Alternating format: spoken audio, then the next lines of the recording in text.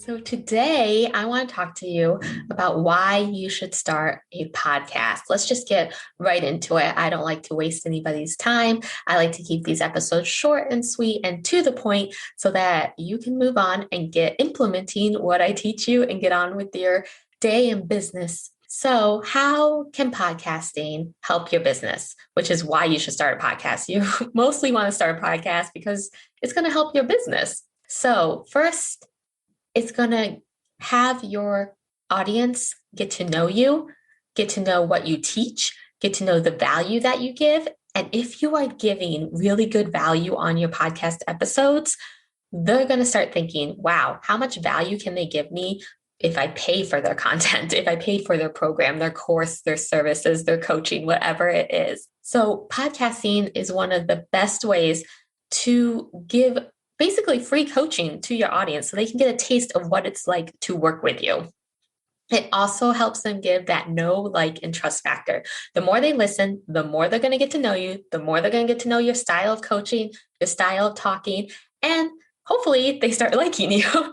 That's the whole point. And then they're going to start trusting you. If you come out with episodes every week or bi-weekly or whatever you promise to release episodes to your audience, they're going to start trusting you because they know it's always going to be there and they're always going to have that information when they need it.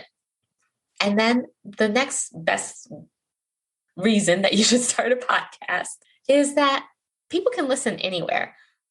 Most of our clients or audience members, I know mine, most of my clients are busy. They have things to do. But podcasts, you can listen while you're working out, in the car, anywhere. Unlike video, where you mostly have to watch it, you can listen anywhere. So it's great for your audience just to take you with them wherever they go. So podcasting really, really is one of the best ways to get your audience to know, like, and trust you, get them to get a taste of your coaching and who you are, and to just build up that relationship. The whole point of the services and programs and things that we offer is to impact people's lives and to build relationships with them so we can impact their lives. So this is one of the best ways to start building that relationship. If somebody reshares your podcast or writes a review, write back to them.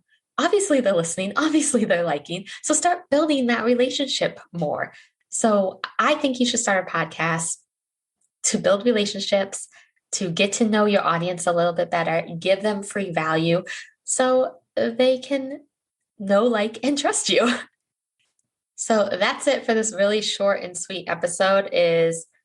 I just think podcasts are one of the best ways to get to know your audience better. Your audience can get to know you better and you can form that amazing relationship. Because I have to tell you, I have listened to podcasts and I have hired coaches from listening to them on a podcast.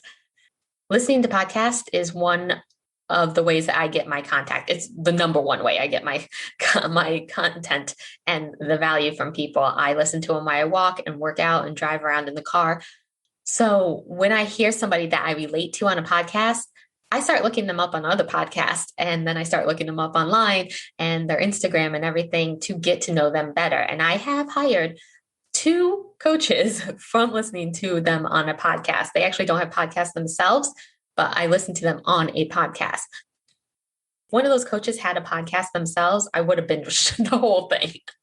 So I am proof that you can grow your audience and get clients just from your podcast, because that's what I did.